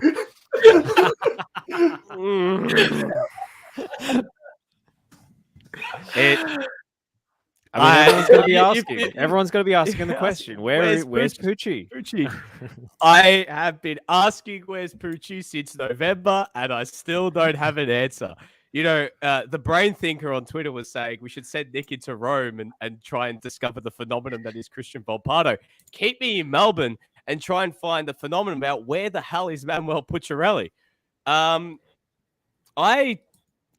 by aliens early in the season. It was a disappointing outcome for him. We expected a lot, but the alien abduction just really did him in for the rest of the campaign. Look, this is not, this is just me asking, quite frankly, again, why the hell did they sign him if he was just going to... I know that obviously he wasn't a PK signing, but far out, guys. Like, if you're going to sign these foreigners and waste all the resources, put this guy in hotel quarantine as well and bring him in so early in the window too. You brought him in freaking July, August last year. And Poochie died on the way back to his home planet. Probably did. It's just disappointing, because there was this guy was playing. I know it was 7-8 years ago now, but he was playing as in a front two under Maurizio Sarri at Empoli in Serie A, over 100 games in Serie A. He used, from back then, he actually looked like a pretty decent player. I thought that maybe this guy might come here and actually see some minutes, not be just thrown into purgatory. Because that's where he was. He was literally thrown to purgatory. I'd seen him more times crossing Punt Road on Swan Street than actually him being on the pitch. That for me speaks volumes. We said it last week. Why are we bringing why is City bringing foreigners and not freaking playing them? What's the point? Don't sign them then. Just use what you got in the MPL if you're just going to, not use them at all. And they're just going to be gathering dust in the far corners of the Casey Fields locker room. Seriously, I don't get it. We've seen it with Sabaki. We've seen it with Pucciarelli. We've seen it with Sabasa Endo. There's probably more names I'm forgetting about, but it's just it's just annoying, man. I'm sick of it. And I feel sorry for him. He signed a 2-year deal. He uprooted his other thing. You have to remember, you're uprooting your whole life and moving to Australia, right? You're sold on the dream. You come down here. And then you're told, imagine that. You've moved to the other side of the world during a goddamn freaking pandemic, sat in a hotel room for 2 weeks, brought your whole family here as well, and you just rot away in the job that, you're told you're signing for the champions of this certain league. For me, it's just really disappointing that that's happened. On a personal level for him, it would hurt. Imagine if you put yourself in those shoes. It would genuinely hurt. You're coming towards that point in your career. You want to be playing. You're now in your 30s. Who knows where it's going to end up for him from here? He's probably going to go back to Italy. He might play Serie B or Serie C, or might end up here at the MPL. Who knows? Like, how much You know what I think it is, Nick? You know what I think it is? It's anti-Italian discrimination. That's literally what I thought it came down to. But then once Endo got, sidelined too, then that also. It's city tradition to sign one or two to superfluous foreigners who never see the pitch, apparently. So there you go. Yeah, we talk about the Shadow Realm on this show. The actual Shadow Realm is the area that Melbourne City sends their international signings. They've signed it. It's the negative zone. Ante, do you have a biggest disappointment? I do. Warren Moon. Ooh. Warren Moon. He could have done so much better with that squad. And you were the chosen one. He could have done much better with that squad. And he shit himself very early in the season. When every decision he made from a very early point in the season was about damage limitation. When his side could have been much better as a consequence of that. And that's Warren Moon. And a lot of problems that exist at Brisbane go over his head, and which he made reference to by the sounds of things in recent times. But yeah, a lot of what happened on the pitch falls on him too, and that was a finals team, and that was a team that could have done damage in finals if he gave scope to certain players. I'm saying Warren Moon. Well, I'm not going to reference the good bloke index because we know where that stands. No, it's gigantic. It won the league. It did win the league. You actually stole mine, Ante. I was going to say Brisbane Roar as well. So, in terms of biggest disappointments, I guess I'll go for Sydney FC. Like they just dropped off a cliff so hard. I know this is the end of a cycle and so forth, but you could kind of see the reasons why they were going to drop off. They were we said this at the start of the season, that they were going to be, let's say, an enigmatic quantity this season with respect to the players they have. But you knew ultimately who was going to receive scope. And actually, I'll change my answer. The biggest disappointment for me, and you referenced it at the start of the podcast, Joey. If you prepare yourself for the worst outcome, you won't be disappointed. But if you do have hope, you will be disappointed. And that's how I felt about the box office Jets not making the finals, because I was so excited about them early in the season. I thought they were going to improve and get better, and they kind of just stayed the same volatile. That COVID break killed them. Yeah. I mean, they fell off a cliff after that. 45 days off from memory.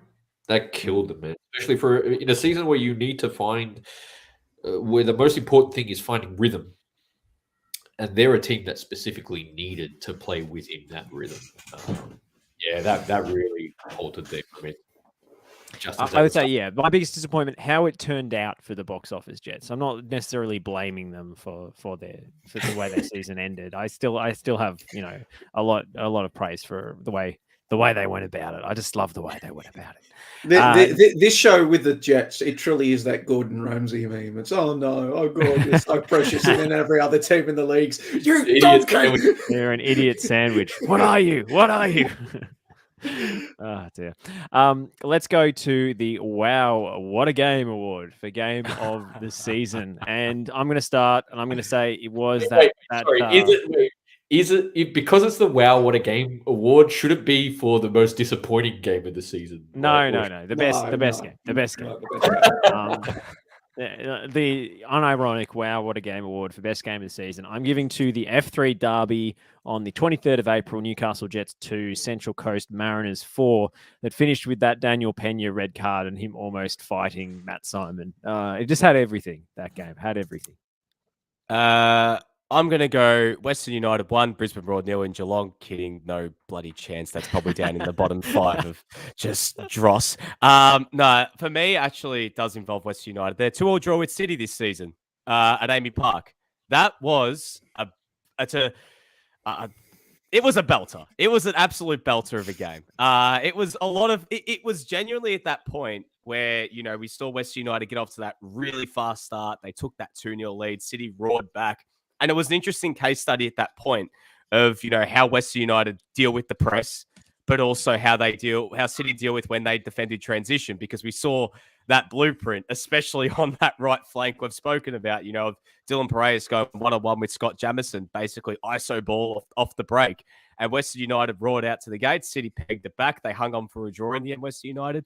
But my God, that was a good game of football. Like, I really enjoyed it, just in terms of, it was a beautiful day to take in that bit of extra, sucker for a good day. Of course, it's in Melbourne. But, it was just a great game of football. And there weren't many of them. Like, there weren't many that kind of went, oh, what a game, guys. Like, legitimately be like, walk out of that and go, that was a really well-fought game. A lot of games have walked out and gone, my God, that was dross. And, there's been a lot of them this year. So, yeah, I thoroughly enjoyed that one. My favourite, same as Josh, the F3 Derby, the 4-2.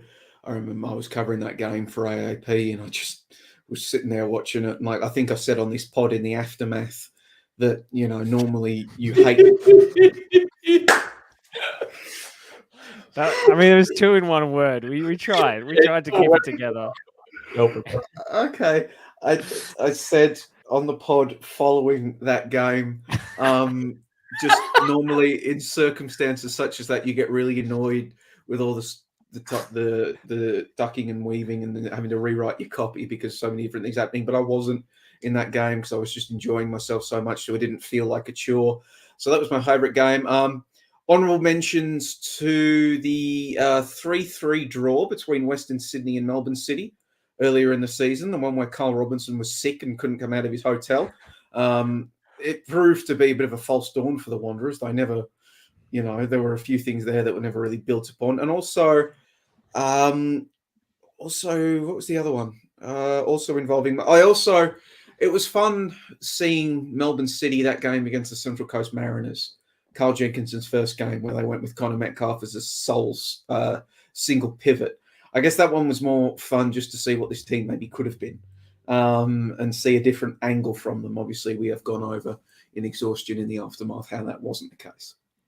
Was the City versus Wanderers 3-3 the big game derby? Big team derby, sorry, when Labino Haliti. Big. Sorry, got it wrong. Take 3. Is Labino Haliti secretly like the most passed over coach in the A-League? Like they played awesome in the one game that he coached. Wasn't it Carl? He said it was all Carl Robinson. Like it was all. Yeah, I mean, he has to say that because Carl Robinson was still his boss. Game of the season, Ante? Such a thing is, a matter of interpretation. So I can't say definitively what will be the best game. My favorite games of the season. It's a game of opinions, mate. It's a game of opinions. Just give us your opinion. There are 3 for me. One was that 3-3 between Wanderers and City in early in the season. That was a really, really good game. 2 were with the box office Jets. The 4-0 against Wellington, and the game they lost 3-0 against Melbourne City at Amy. Just how that game was poised coming into halftime. You had the McLaren goal, City trying to figure it out. Newcastle really putting them under pressure in that game. Both in terms of both in attacking and defensive senses. The red card conditions it in the second half from memory, but I just really enjoyed watching that game. But yeah, my favorite of the season was the 3-3 Wanderers Melbourne City. Alrighty, well that just about wraps it up for TNC. You got one more thing, Joey? Well, just quickly, I'm not sure if the other guys want to jump in with theirs, but women's equivalent player of the season, probably Katrina Gorry, if she's Chidiac. A full, honourable mention for Chidiac as well. It's one of those two. I think if Gorry's fit from week 1 and he's actually playing 90 minutes week in and week out, she wins it at a canter. Same thing with Alex Chidiac. Obviously, she had to come in and adjust and deal with quarantine and all that. It's really 1A and 1B with them.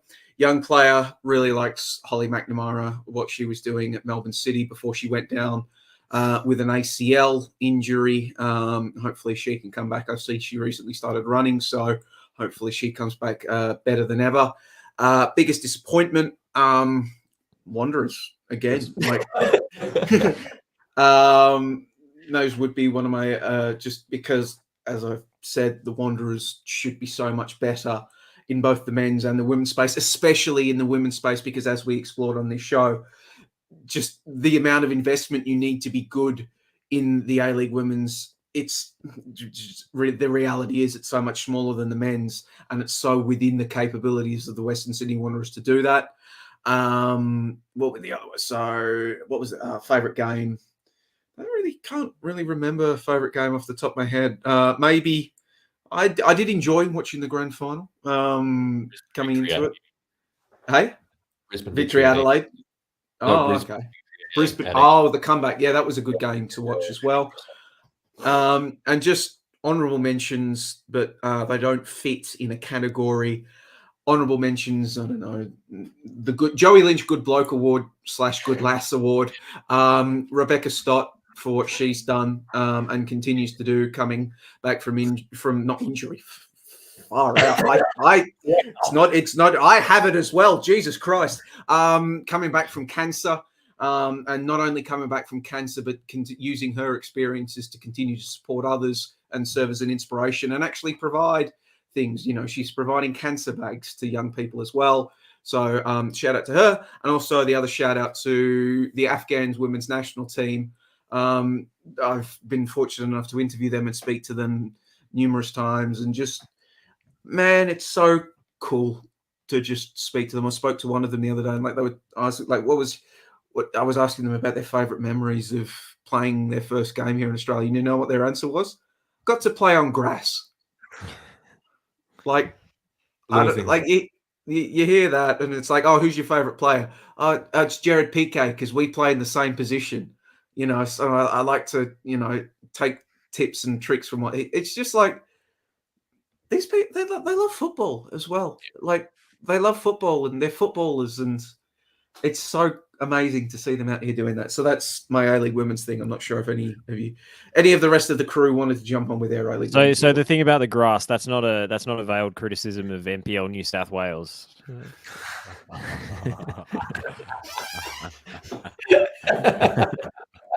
Shout out to the Shadow Division. Artificial pitches, mate. It makes a difference. It makes a big difference. We didn't do a Coach of the Year. Is this the Good Bloke Index Award for our League of Men's? Well, Coach of the Year, John Aloisi. That's mine. I'm going to say it's Hayden Fox because he was, you know, I've never heard an assistant coach mentioned more in interviews than Hayden Fox. Just always kept coming up about how great he is. So, you know, if the players say it. No, actually, my real answer is Arthur Pappers for doing things differently to the status quo. On, you know, running off the smell of an oily rag, but but they didn't like they finished lower to mid table, like, you know, however well, you know, the season went, or, you know, however well they played, like, you know, this will be the most on brand thing I do on this podcast, but I'll decline from you know, being an award winner for the Coach of the Year. I will say the Perth Glory A-League women coaching staff to come within goal difference of finals with basically a team that was put together with cast-offs from NPL Victoria and New South Wales, with players that couldn't get a game with the clubs out here, so they had to go out to the West. An incredibly young locker room, forced to live out of suitcases on the East Coast with the hub situation, with barely, I mean, we talk about running a team off the smell of an oily rag. Perth Glory's A-League women's team, barely any resourcing. And to do all that coming off the back of a season which they didn't win a single game, could barely find the back of the net, and to basically almost take Melbourne Victory's place in the finals if Canberra converts one of their cavalcade of chances against Victory in the last day of the season. It's Perth Glory in the A-League women's finals. So, Perth Glory's entire A-League women's staff. I'll go shout out as well. Just in terms of, you know, I thought I thought Nick Montgomery did a pretty good job as well this season. I actually think he did a really good job. I wouldn't say he's Coach of the Year. I know that, again, he played the same sort of football as most coaches do in this league. But, I liked what he did this season. So that was probably the one that I probably put as my honourable mention. Well, Joseph suggested the category most likely to die for 3 points. And I think that has to go to Nick Montgomery because he was the only person in the room when that comment was made by Neil Warnock. So he has to get that award by default. All right, lads, I've very much enjoyed this podcast, but I think we've been effing disciplined as well. Under 2 hours. Company. Under 2 hours. That is discipline, baby. Take that, Nick Stoll. Special request, however. Oh, no. Let's get to 2 hours. The international curriculum. We have to talk about those things. I haven't watched England-Hungary yet, so I'll have to wait until next week to break down England's international window. Which of our countries performed worse on the weekend? Italy, England, Croatia. Hey, at least we got a point. Shout out to Scotland's abject performance against Ukraine as well. Oh, man, Ukraine are just better. Like and Ukraine are a team of destiny at this point. Oh, like that was awesome. Like, I was editing highlights for that, and I generally had I thought there was someone cutting onions in the room. And I was like watching the scenes of everybody celebrating. The coach, especially on the sideline, really got me. It was sensational. Like Ukraine are absolutely beating Wales. Like, absolutely. I don't care about the dynamics of the game. Just destiny. Destiny has decided. The narrative, but anyway, they're a better football team anyway. So basically the only people, the entire world is rooting for Ukraine except Russia, who are rooting for Wales. I just wanted to give, if we're going to talk international curriculum, special shout out to Wilfred Gnotto, who came on this morning, 18 years old, young Italian player who's been playing for Zurich this year. Got an assist, came on. It was a lovely ball as well to Lorenzo Pellegrini. But I'll tell you what, when it's been a dark time for the Italian national team and a lot of their fans, there were some things this morning in terms of some cameos that I really liked. It's certain players that got some minutes. And Nick, if teenagers are coming off the bench for Italy. No. Joey, shut up. It's 9:25. We got through almost an hour 52 without even going there. No. Okay. No. It was 6 debutants, man. 6 debutants. With it was Pobega, young Wilfred, Pobega, Ricci, Fratesi, Di Marco. Yeah, that's 6. And Pobega and Ricci they can play. And if Pobega stays another year at Torino, which I doubt, but I reckon Ricci will do very well at Torino next season. All right, we're bearing the lead here, Nick. I mean, we're bearing the lead here because Austria 3, Croatia 0 is the game that we really want to hear opinions on from Mr. Jukic. Ralf Rangnick, as soon as he leaves Manchester United, he's loving life. We have potentially the most flexible midfield in the world, and Miki Dalic, Latko Dalic does everything he can to make us play conventionally. That was a Freudian slip because he's actually that's just an in-joke between myself and friends. We call him Miki Dalic, but drop Kovacic, play 3-5-2. Put Pasalic as a second striker. It's very simple. He went straight back to 4-2-3-1. Didn't work. Playing Sosa as a left back in a 4, playing Pongracic as a centre back in a 4, playing Pasalic as a 10 with a double pivot of Kovacic and Brozovic, and then playing the likes of Mayer, who should be playing in midfield, plonking him out on the wing like he did with Vlasic and Ivan Ušec, expecting them to, put lipstick on a pig, essentially. It just doesn't work. And Dalic, if Croatia are going to do anything at this World Cup, he has to get the most out of this midfield. but it probably won't happen because Kovacic represents hierarchy / NRI in that Croatian squad, and it's going to suck. Do you reckon you need to have a quick chat with him? 45-minute combo. Yeah. Just play, boys. Just play. All right. This is delving too far into in-joke territory, even for us. So I think we better call it a night. Are we going to Ante, do a Nick, Joey? 45-minute breakdown of NPL Victoria's latest round of action? Absolutely not. I'm going. I'm Well, cutting Josh, this thing off. Josh, are Preston getting promoted? Maybe. It's tight. There are pro-rel playoffs in NPL 2 to NPL 3. For the third and fourth place. Yeah. For the third and fourth place teams in NPL 3. So Preston will get a second chance if they don't make the top 2. But very important win against North Sunshine on Friday night. Very good fun calling it with Lockie Flanagan, even if it was the coldest game I've ever been at, and like on a 5-meter scaffold. So it was bloody windy up there. But great performance, great win. And it's a huge week because it's the Melbourne Derby, the NPL Melbourne Derby. On Saturday, Wait, that was on Friday. Sorry, that was on Friday.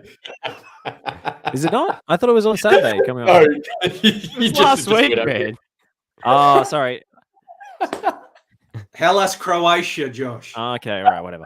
I'm talking about the Academy Melbourne Derby. Yes. Whatever. Youth. Jesus. We're at hour 56. Give me a break. The young CUNT derby. Yeah, exactly.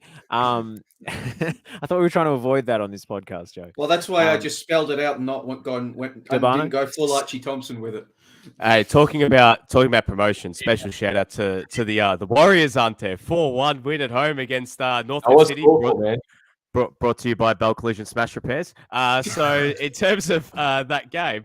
North Geelong, man, I reckon they're going to get promoted. Like, they're 7 points clear of second. If Bulleen beats Moreland City tomorrow night, get down to the Ven, that's going to be a ripper.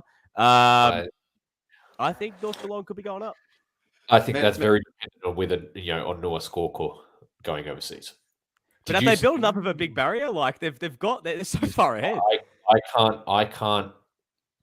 I can't praise him enough. That kid is a big baller. Like, the stuff he's doing. This is Josip Skoko's kid, right? Yeah, his youngest son. And at 16, he's balling. Like, he can play, man. And he's going overseas midway through the season, and it'll be very interesting to see how North Geelong goes as a consequence of that. Even though they do have pretty good midfield stocks with with Opperman and Huge as well. But does he have like a big professional future? Good, is he?